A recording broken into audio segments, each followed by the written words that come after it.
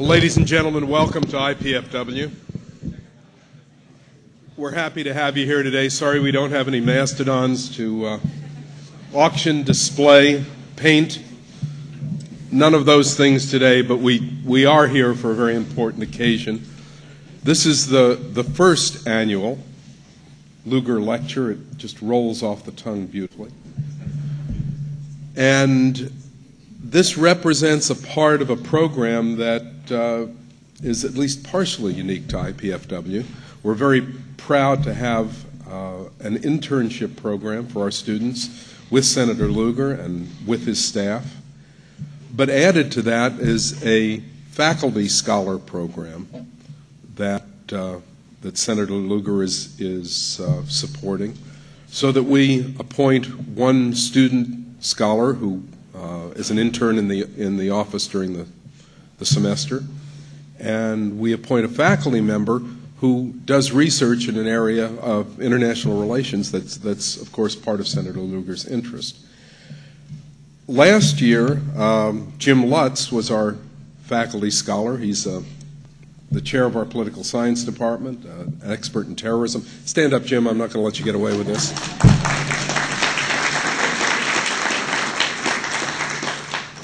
And Lisa Greer was the student scholar. So if you would stand up, Lisa. She's a double major in political science and French. I was going to say French sometimes, France is sometimes our enemy, sometimes our friend. It's a little hard to tell with them these days. Next year, Jim Toole, Professor Toole, will be our faculty scholar. Jim. And Ashley Pertz will be our student intern scholar. Ashley's a political science major, single major in this case. Couple of things I'd like to point out. This entire program began with an idea that Mike Wolf had, Professor Wolf. Oh, here's Mike. Mike is here. Stand up, Mike. You may as well take credit for this. Mike and Andy Downs came to me with Wait a minute. Let's give Andy a big hand. Mike and Andy came to me with this idea. It really is an incredible idea. They deserve every bit of the credit for it. They did all the work, and we're very proud of the program now, and hope it continues for many years to come, because it's already been very valuable, and we hope it continues to be so. The format for today will include question and answers after the Senator's lecture, and there are cards on your table that Andy will either strong arm out of you or collect. If you have a question, please write it down on the card, and he will be glad to screen it, censor it, whatever he does with them before he asks the questions. I'd like to point out that I'm kind of a transplanted Hoosier. I've been here for 12 years now. I'm really proud that Richard Lugar is our senator. If I lived in another state, I'd be jealous of the people who had Richard Lugar as their senator. I'd want him to move to my state to have him. There are few statesmen of the quality of Senator Lugar, and we owe him as Hoosiers a great debt of gratitude. That wasn't his introduction, however. To do his introduction, I want to call on Lisa Greer, our past intern.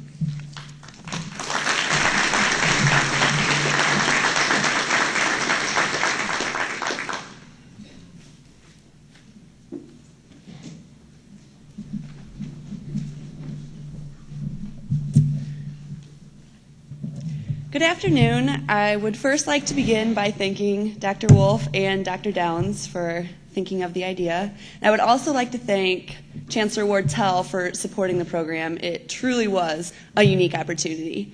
And it was a unique opportunity for several reasons, the obvious being the ability to see the inner workings of Congress.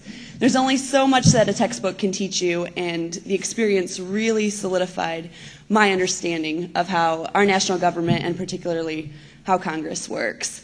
I was able to watch debate on the floor at pretty much any opportunity I wanted to. I was able to watch that.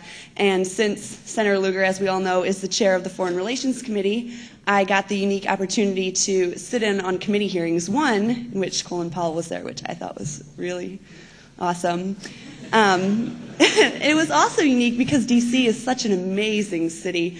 I don't think that people realize how much it has to offer. It really took me by storm. Just a small story. When I first got there, we stopped, me and one of my 13 roommates that I lived with, by the way, stopped at a local bar to get some wings, and it happened to be a presidential debate night. And I thought, oh, maybe one of the 15 televisions will play the presidential debate. No. Debate time, all 15 televisions. Presidential debate. And not only all 15 televisions, but people split off into factions.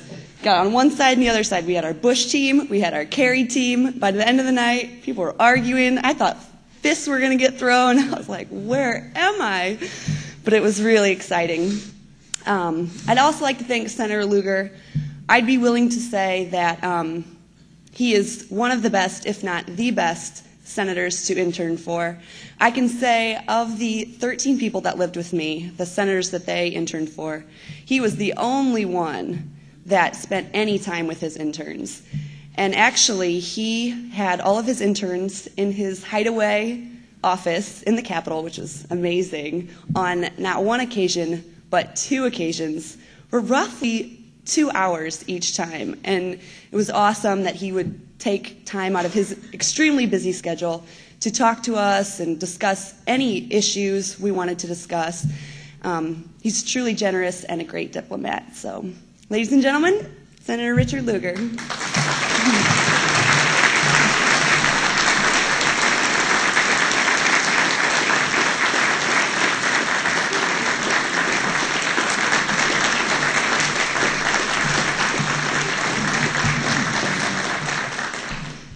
Lisa Greer is a magnificent ambassador for Indiana, a terrific person in our office. But as I've mentioned to the Chancellor, we're just so pleased that there are people of her talents and enthusiasm and ambition who are deeply interested in this world, interested in American leadership and how that might be provided.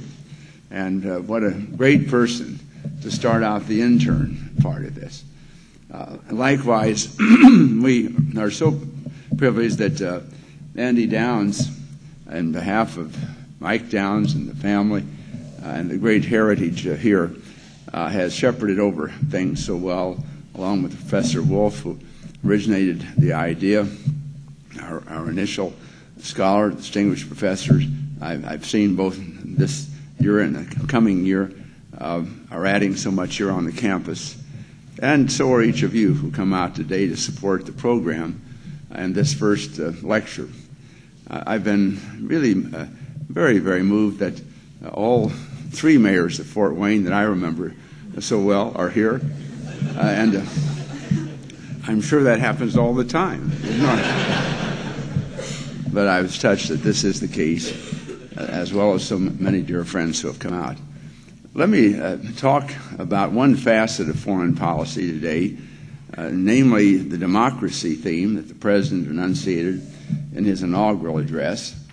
That address was a unique address, as many have pointed out, because presidents approach things in different ways, sometimes giving words for the ages, sometimes a categorical list of things that are to be done, or a spur at least for people in this country and abroad to do something very specific.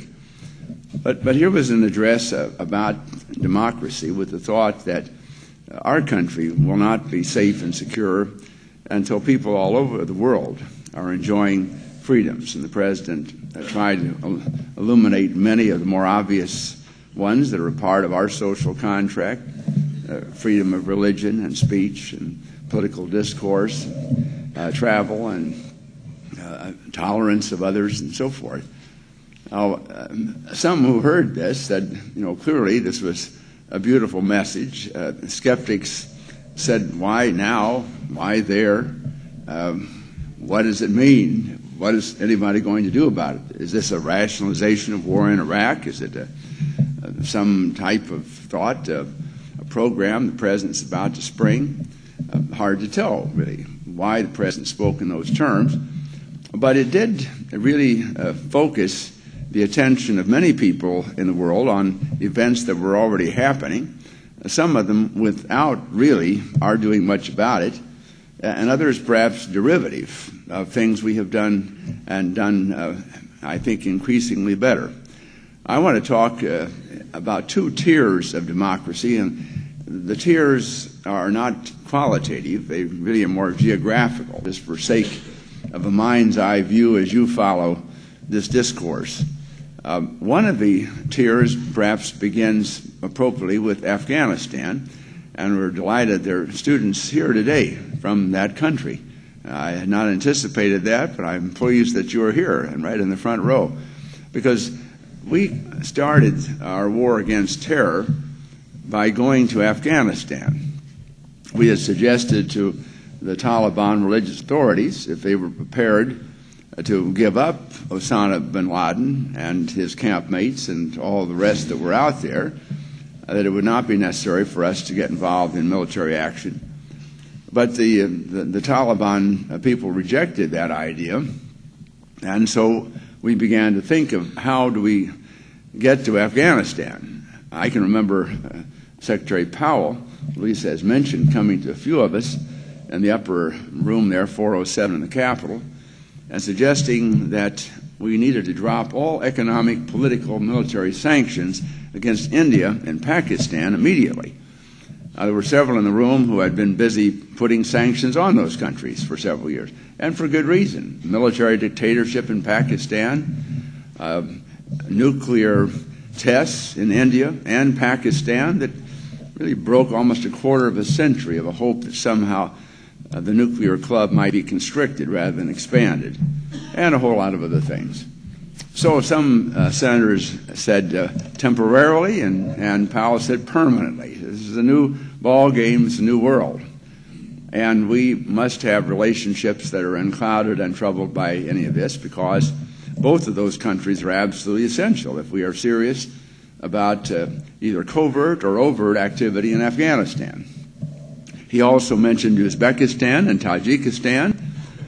This stretched, I think, the imagination of some of our colleagues as to where these places were, but they are directly north of Afghanistan, and they were required for logistic support, not exactly on the charts of our consideration day by day, usually condemned outright as terrible malefactors with regard to human rights. But nevertheless, we began thinking about those countries and how humanitarian relief could come across the river, how American helicopters could take off. And the war in Afghanistan was fought in many, many unusual ways, but it certainly was not a typical war in which a front of troops move across the continent, as in World War II, for example, or any front at all. It was often, if not individual, very small groups of Americans banded together with the Northern Alliance or with various groups sometimes characterized as the guards of warlords and so forth. I remember a very vivid example also in this room 407, in which several months after incidents that occurred in November of that first year of 2001, following 9/11 of 2001, a fellow called Sergeant Matt came up to talk about his experiences in the Air Force. Now, Matt had joined the Air Force 10 years ago, intending to serve for a short while and to gain credits for a college education, sort of move on. But he's still in the Air Force. He has had underwater demolition training. He has gone to the Special Forces School at Fort Bragg. He's taken helicopter training. He has taken language training, which was rather awesome. He's not even been to college yet, and he has an extraordinary series of postgraduate degrees of various sorts. And he and two other Americans were dropped by helicopter on the third try on a mountain with Dostana, one of the leaders of the Northern Alliance, sometimes called a warlord. Whatever he was called, Dostana was attempting to hold off at that point a rather large conglomerate of people that seemed to be Taliban, maybe infiltrated with Al-Qaeda or various other sorts, who were trying to displace Dostana and his people from that mountain.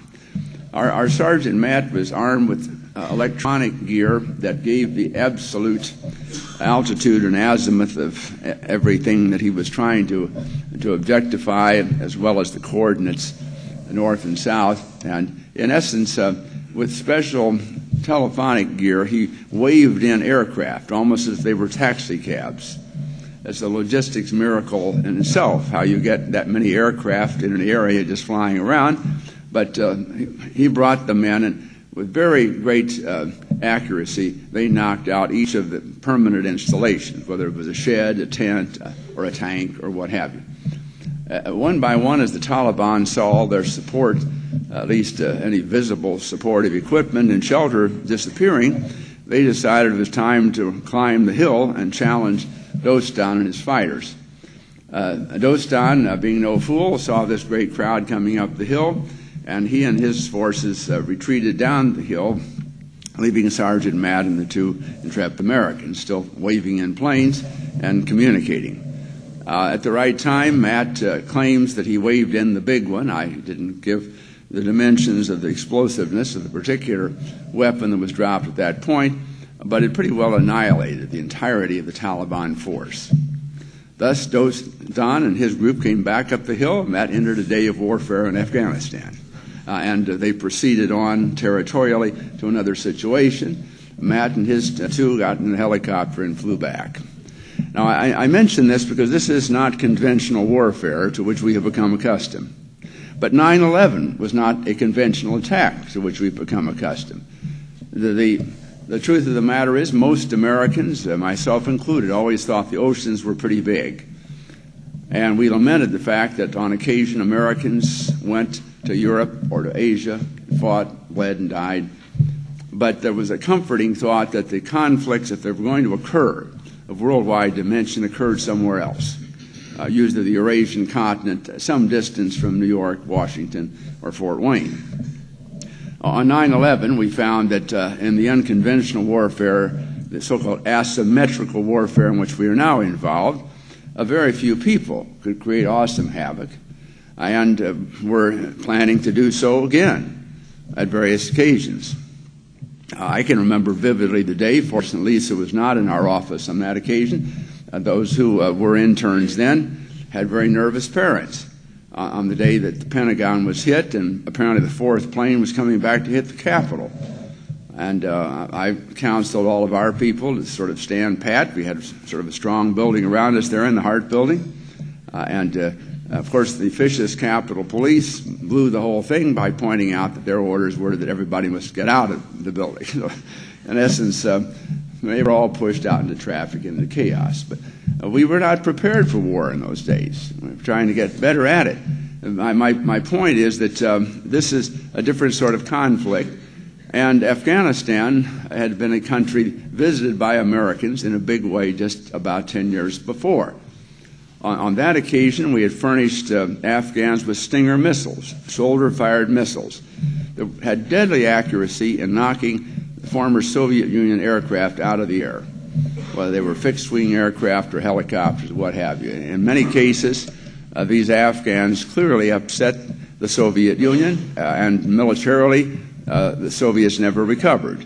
That was not the specific cause for the decline and fall in 1991, but it was a very large one, and that occurred in Afghanistan. Now, our doctrine then, and even through the first campaign of the current George Bush, was that we have overwhelming force, or very sophisticated force, as the case may be. We fight the battles, we do so decisively, we win, and we get out. And there is, at least in that doctrine, no so-called nation-building capability. George Bush argued that President Clinton had become far too involved for a variety of reasons in Bosnia and then in Kosovo, that there seemed to be no end to this type of thing. The American people kept demanding which date, which week, which month is everybody coming home, out of there. And President Clinton, having promised dates after he was reelected, said it's going to be much longer. And, of course, we Americans are still there, and for good reason, because without a nation-building capability, something happens about like Afghanistan. We left, but others did not.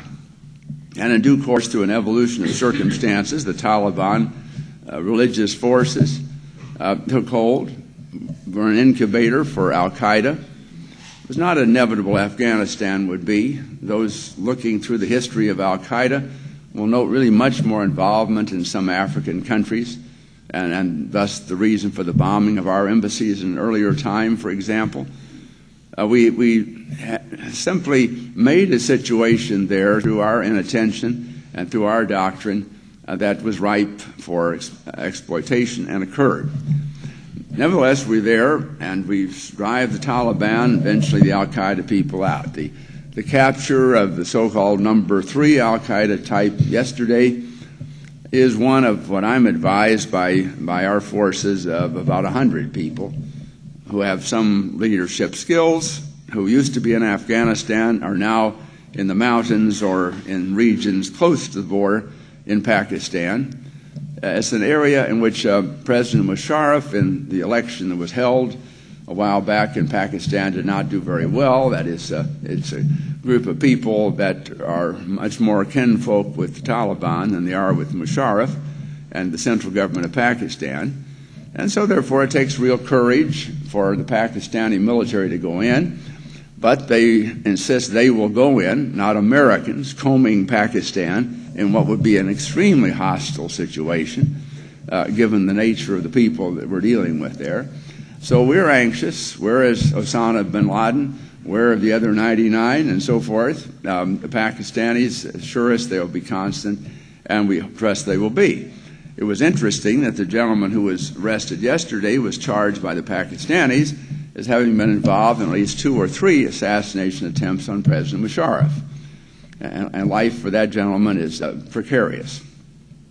Now, that starts then a chain. What happens then in Afghanistan? Well, what has happened is democracy. It happened, first of all, through the calling of a so-called Loya Jirga, a group of people who historically come together from all parts of that society, secular and religious, even people from the monarchy of the past, over 500 people, who brought Hamid Karzai forward as the interim leader. He appointed a cabinet. They were remarkable people. They formulated, first of all, a 5-year and then a 10-year economic plan for the country, but all predicated on the thought that there would be a democratic election, finally, of a president, predicated on a constitutional assembly, which they had formed, and eventually the legislative assembly. A tough thing to do in a country in which most of the roads are extremely dangerous to travel, and some are impassable simply in a physical sense, in which some argue that maybe half of the income of most citizens of the country comes from growing poppies, and the poppies are then refined into something more nefarious. And that is hardly a stable economic situation for democracy anywhere. But the Constitution was formed. There was a remarkable national election. All the ballots came to a central location. They were counted. No one doubts that Hamid Karzai won the election, and there were opponents. It has been more difficult to think about how to do the congressional or legislative affairs, because that really does require a lot more infrastructure, travel, observers, and so forth, but that's coming. And so there is a fledgling democracy suddenly. We're involved in nation building. Now, we've been helped because the NATO doctrine finally said NATO could go out of area, and about 6,000 Europeans, principally Germans, but some people from Poland and other countries have been assisting us, purely on the infrastructure and on the governmental side. If Afghanistan was a start, it may or may not have inspired the next event, which occurred in the small country of Georgia. There, the Rose Revolution occurred. The Rose Revolution created by young people, young by that I mean 30 types, who stood in front of the Parliament building with other of their countrymen with rifles pointed at them, ready to shoot them. But mercifully, they did not shoot, and the young people took over the parliament. Edward Shevardnadze went stage left, still in a house arrest sort of situation there in Tbilisi, and elections were held. Now, this is a remarkable crew. These are people that justify every dollar American higher education puts into foreign exchange programs. Almost all the leadership had graduate study at Georgetown or Harvard or various other places. When I first met the new president of the country, Mr. Saakashvili, he reminded me that he had been my guest along with 5 other of his countrymen in the Senate dining room 6 years ago, and I entertained graduate students who had aspirations in Afghanistan. I did not remember, sadly, which ones they were. Glad the president identified himself as one. But I had become very much acquainted with the prime minister who was to come on, Zara Vinia. Unfortunately, he passed away from carbon monoxide poisoning earlier this year at a very crucial time in the life of that country. Crucial because Georgia, although it now is an independent democracy, has rooted out corruption by firing almost the entire police force of the country and rehiring others, is strongly in tune with our medical community and our educational people, has 2 provinces, Ossetia and I can't think of the other one off the top of my head. Both of them are very strongly influenced by Russians who claim that they still are the divine power there, and this is aided and abetted by Mr. Putin. So here in their own country, they're finding it troubling, and suddenly the prime minister dies. The president asked me to go quickly to the funeral. This is literally over a weekend on an Air Force plane to bear a letter of condolence that was read the first thing in the cathedral in the services, but then also to try to shore things up, to visit with my old friends and indicate we were with them, and it was one of those just-in-time situations. All the Europeans had left the border, thus leaving Abkhazia, the place I was trying to think of, vulnerable to incursions by various people. And likewise, many people in Russia had always kept Georgia right on their maps, as if this is a temporary situation.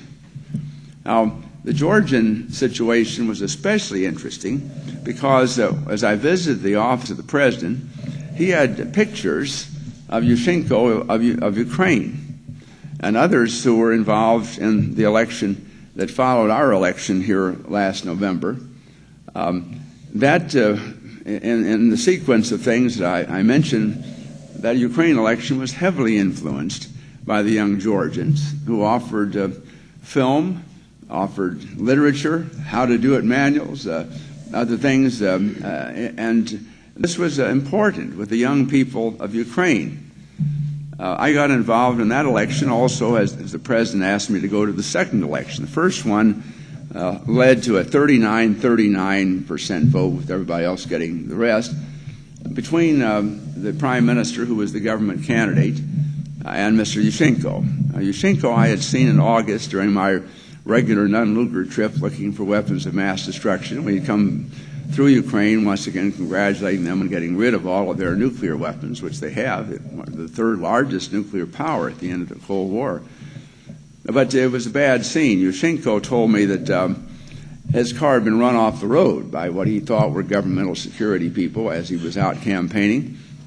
He was unable to get on television, with much of the television owned by the son-in-law of the current president, President Kuchma. So although he was optimistic he was going to win, it was hard for me to see on what that optimism was based. And my pessimism gained traction when Mr. Yushchenko was poisoned brutally by dioxin poisoning. Not really clear exactly who, but presumably some people in the government or Russians or somebody who didn't like him. He almost died, mercifully survived.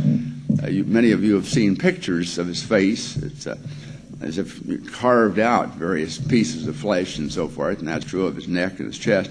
I'd say sort of a walking miracle. But he did survive, and he was there in the second round. Now, President Bush's letter that he asked me to convey to Kuchma said, in essence, that we're counting on you, President Kuchma, to ensure a free and fair election. But if you don't, there are going to be consequences in our relationship. Well, Kuchma is rather worldly by this time, having survived 10 years on his own. Takes all this with a grain of salt. But the son-in-law was a rather active billionaire there in Ukraine, took this more seriously. Maybe that his visa might be taken up. At least that's what he told me at an embassy occasion in the next 24 hours. So as a token of peace, he suggested that he would like to invite me to come on to his television stations to make a report to the people of Ukraine after the election affair was concluded, which I accepted and was delighted to have that opportunity. Well, the election was terrible, and without going into all the distressing details, I would just point out busloads of people from Ukraine went all over the country from poll to poll throughout the 12-hour period, voting indiscriminately wherever they could be let in. The elderly were assisted in a big way, namely their fingers guided the ballot. They took a very strong view that turnout was essential, especially in the east and Donetsk. They weren't counting votes when I went down to the central thing. I was greeted by all the officials in a very officious way. But they were counting turnout. They wanted to make sure 96% had voted in Donetsk. Some overdid it. Some precincts were 102% and things of this sort, trying to get to the quota. With that in mind, they felt the plan had worked, and it did. But in my message, the people of Ukraine, as well as the press conference with the international press, I indicated the ball game wasn't over. President Bush meant what he said. We were looking to Kuchma to get a free and fair election. He missed it on the second try, but he still had another attempt. And in fact, without going through all the reasons why the third one worked, I did. And Yushchenko, as the president, he spoke to a joint session, and he pointed out that Karzai is in his picture in his office. That in fact, the Rose Revolution people are a part of that. It seems to me totally far-fetched to think that the people in Kyrgyzstan, who expelled the president recently, who flew off to Moscow, and this wasn't as nearly so bad a regime as some of the others, also finally came a victim of people who wanted democracy. A very uncertain outcome between the poor south and the richer north of that country, but nevertheless up for grabs. Moldova, were strong Soviet type, is really suppressed people there. He's decided that that's not going to work. Is pushing Putin off, reaching for Europe. Very obscure tract of land, but very important as you go around that first tier. Now, in short, this is in ferment, embedded in the final appropriation of money for the troops in Iraq and Afghanistan. The Senate will probably pass the conference report this year. It's the money for democracy in Belarus. That is more of a stretch, but not impossible. And Putin is very sensitive to the fact that for the first time there have been large crowds of protest in various Russian cities. Not well publicized because by and large these are elderly people. In this case, these are not the young, but the elderly.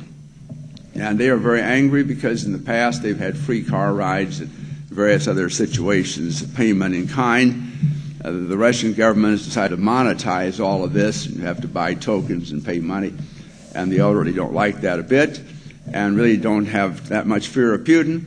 And this has sort of rocked the Russian situation a bit. Really hasn't been much pushback in that area. So this democracy may or may not be derivative from anything we have done. There are some partial intersections, but it clearly is a situation in ferment. Now, in the Middle East situation that we also have been following very rapidly has spread in various ways in order to get some negotiations with Palestine and Israel going after the death of Arafat. We had, along with Europeans, the opportunity to sponsor elections in which Mr. Abbas was elected, a group of people that have served as the cabinet, the first interlocutors with Sharon and the Israelis. Some very precarious councilmatic or legislative elections are still to follow that might be dominated by Hamas or various other forces there that are difficult. But the results of these democratic elections are by no means something you can foresee and predict once it's up for grabs. So that has proceeded. Likewise, the Iraq election came along, a surprise to many in the world, surprise to many in this country, that 8 or 9 million people defied insurgents who were threatening to shoot them. Not only did they come out to vote, they stood in line to vote. Targets. Sadly, just about like the people that were standing in line in Iraq in the last 40 hours trying to get a job. And a suicide bomber takes out all 50. That's a part, unfortunately, of life and the times in the country. There were violent incidents that day, but the insurgents couldn't possibly cover 9 million people. They were overwhelmed by the critical mass of people that wanted to participate, even minus Sunnis who were trying to do tactical work by not showing up. So that made an impression, perhaps on the Lebanese. When the former Prime Minister, Mr. Hariri, was assassinated suddenly, the charges were the Syrians were responsible. Not clear whether they were or not, but the Lebanese thought they were, and by hundreds of thousands came out in the streets waving Lebanese flags. Now, the world had not seen many Lebanese flags in recent years. The Syrians totally dominated the country. We've been talking, that is U.S., to the Syrians get out of Lebanon, and they've not paid a whole lot of attention. But I mentioned, because it's already come up today in our introduction, the French weighed in. And they have a historical basis. They were a part of carving up that territory that's created Lebanon to begin with. And they told the Syrians to get out. And then other NATO nations came in, and the Syrians are out of there, totally unpredictable. Just all is occurring in the first 4 months of this year, a turnaround. Now, will the Lebanese have the wisdom to elect excellent people to office? Hard to tell. Hamas is very active there. They were out likewise, a week or two later, waving Syrian flags. But still, a democratic situation potentially has been created. It certainly was exciting to watch the Saudis try democracy for the first time. They didn't go whole hog. They said only half of the councils of our cities will be elected by ballot, and only men can vote in this election. But that's the first time anybody, men, women, anybody, had voted in Saudi Arabia, and the Saudis don't know what to make of those results. They're trying to parse among Islamic strains how extreme some of the people that got elected are, comforted by the fact that half of the other people will be appointed by the royal family. In other words, they're not committed to democracy, only halfway at this point. But it's an interesting experiment. Mubarak suddenly comes along, president of Egypt.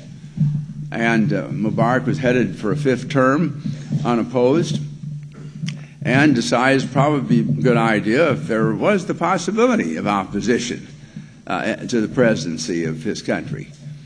I mean our Senate Foreign Relations Committee had a meeting with the foreign minister of Egypt. He was coming through the country to explain all this to our Secretary of State. And we suggested that he release Mr. Noor, spelled N-O-U-R, a legislative leader who had been locked up, who was the principal rival of Mubarak, probably, as we looked at it. The foreign minister anticipated we might have heard about the situation and said he thought good news would be coming along soon. And that's what he told Condi Rice. It didn't come along right away, but Noor has been sprung. He is out there. How vital an election will occur for the presidency of Egypt is anyone's speculation. But the thought that they felt any need to make a gesture at all, to even begin talking about democracy, we thought was very interesting and significant. And so it is moving throughout this. Now, the bottom line for this is not a prediction of how it will all turn out. It could turn out very badly. Our problem in American foreign policy is, what do we do? Clearly, we're beyond the point of no nation building and that will do nothing, but we're not exactly fortified to do something. A while back, I suggested, and I brought into the Foreign Relations Committee room representatives from the Department of Defense and States and Homeland Defense and a good number of other people who might have an interest in this sort of thing. just to see if they might agree that we ought to have 300 people as a cadre in the United States government. Ideally, I thought in the State Department. These are not people that are going to be warriors. They're people that would have a background in infrastructure, of constitution building, say, of building of financial institutions, educational resources, and sort of a permanent group that are available whenever one of these situations comes along. 300 is probably a modest number for the long list of candidates that I've just listed, but at the time we didn't know that maybe a dozen different situations of fledgling democracy would all happen within a very short period of months. The administration initially resisted this idea. They didn't like to be legislated by officious types in the Senate and House. And so Condi Rice set up her own group and proudly pointed this out, and we applauded that. They don't have 300, but they do have somebody. And furthermore, they have some acquiescence from the Department of Defense, so there's not the rundown between Secretary Rice and Secretary Rumsfeld or anybody over the situation. And we are beginning to think how these people can be employed, not in an intrusive way, to go over and write a constitution for the Lebanese, who may or may not want one right now, but at least to be available, as they will need to be. I saw, for instance, in Ukraine at the funeral time for my friend Zurav Zavinia, our people from the Millennium Challenge Corporation. This is a new attempt at foreign aid by this country, in which foreign aid is going to be given to countries on the basis of their plans and commitments to boost freedom of speech and religion and enterprise and to fight corruption. There's sort of 16 different things. None of them are going to do all those 16 very well. On a scale of 1 to 10, they're sort of rated, and the 16 most promising candidates are the initial grantees, and they're now forming plans of how they will use the money. And in fact, the Georgians are one of the applications. Now, they were already working with Americans on a quiet basis, scholars like many of you, other people in business, on how an economy in Georgia that has an 800 per person per capita income is going to progress, so that we do not have the same problem we saw in many Latin American countries. After our splurge of democracy, all of us attending elections in the 80s and early 90s, and then the backlash of people who said, you've got democracy, but we don't have a job. This country is not going anywhere. And a whole movement toward leftist governments and various other reactions that were unfriendly.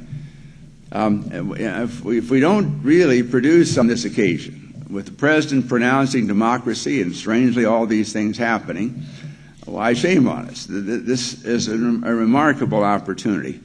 And that's the burden of this lecture today.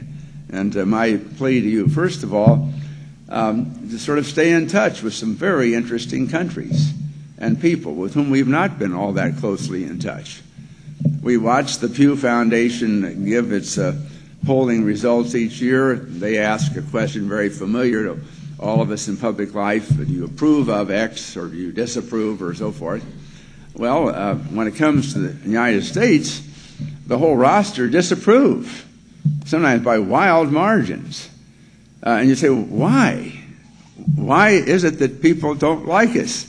Even on a general approve, disapprove question, what have we done to them? And all of this anguish.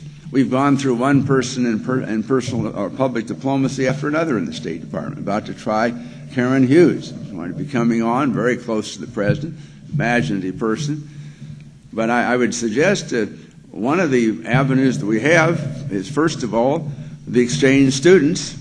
And it's tougher for a lot of them to get into our country now and to stay here even for Christmas vacation. We really have to work through that problem arduously day by day to preserve that wonderful access to our country that many have carried back and have provided leadership. But the other thing will be leadership we may be able to provide to these fledgling democracies who are reaching out now for the resources, both intellectually and financially and investment and so forth, that could turn the tide of history, given the quantity of opportunities that we have.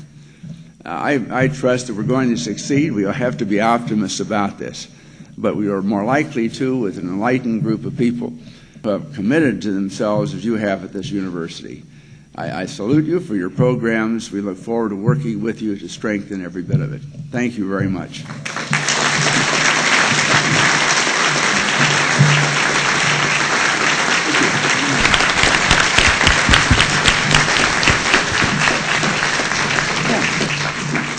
Going to give one question to the senator, and please keep in mind the cards on your tables on the back. You can write your name and address, and the senator will get an answer to you, so please do that. We'll collect them.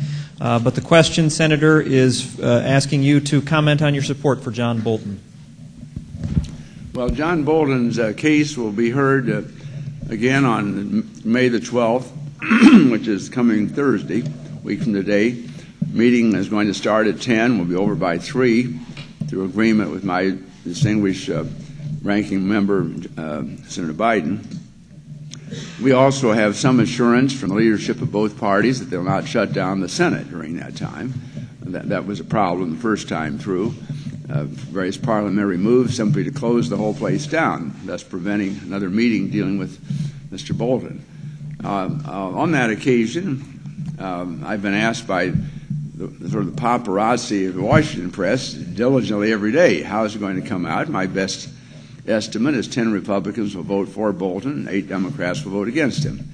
He will then go to the Senate floor, and there he faces the same problem as general legislation, judges, or various other things. This is a rather volatile period, as you've been hearing, about the so-called nuclear solution or constitutional solution or whatever else is happening to us.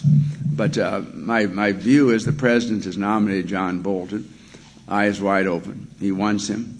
So does Dr. Rice. She has assured him in conversation that Bolton will work for her and not vice versa, that this is a time which the UN needs reform, a lot of reform, and that Bolton is just the man to effect that.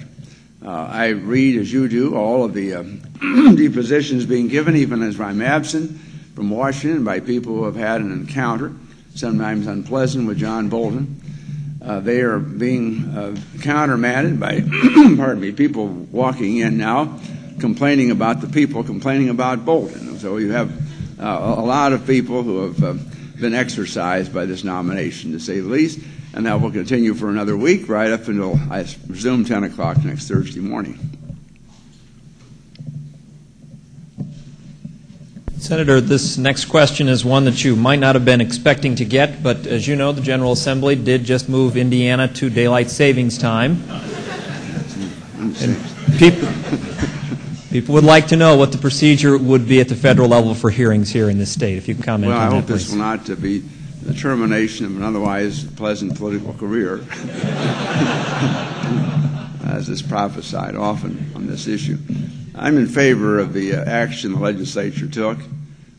I believe and have believed for many years and have so stated that we really have to, if we're serious about jobs, really serious about jobs, not sentimental about when the sun comes up and so forth, well, we better get with it. And the with it means on the same timetables, communication tables with the rest of the world.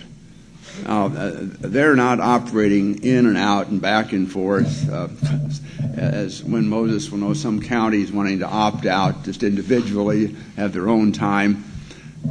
I respect the views of Hoosiers, of course, and I would never denigrate the thought that somebody doesn't have the right to a viewpoint. But you've asked for mine, and I think it's time to join the rest of the world and to get the jobs back here, to get the momentum going that I think in a bipartisan way we all want.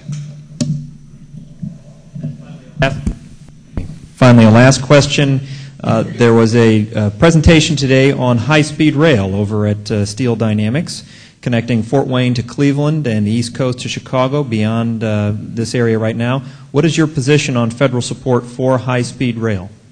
Well, I'm in favor of that, but I think it will largely depend upon the efficacy of the plans, the ability, likewise, to connect once again with some others that are outside our jurisdictions and have their own ambitions and views, but might see a coincidence of growth for all of us in that proposition. I think, the same could be said, and this is a different question, but whether it's high-speed rail, the connections down I-69, Fort Wayne with Muncie, with Anderson, with Hamilton County people, all the way to the Indianapolis airport and so forth. A good number of people, perhaps visionary, but I think by the practical, have suggested that in this state, we might really get with it in terms of transportation arrangements that make us more competitive and that offer really more possibilities for all of our citizens for mobility, for other opportunities, connecting up the industrial parks along the way, the educational institutions, in the same way that by high speed we have alternative education going on all over the world, but we can't move ourselves physically quite as well. So both of these seem to me to have a lot of promise, and whether they get federal support or state support or private support will depend, I think, on the efficacy of the plan and how solid the support is politically across jurisdictions. Senator. Thank you very much, Senator. Let's give him a round of applause. Thank you very much. Thank you.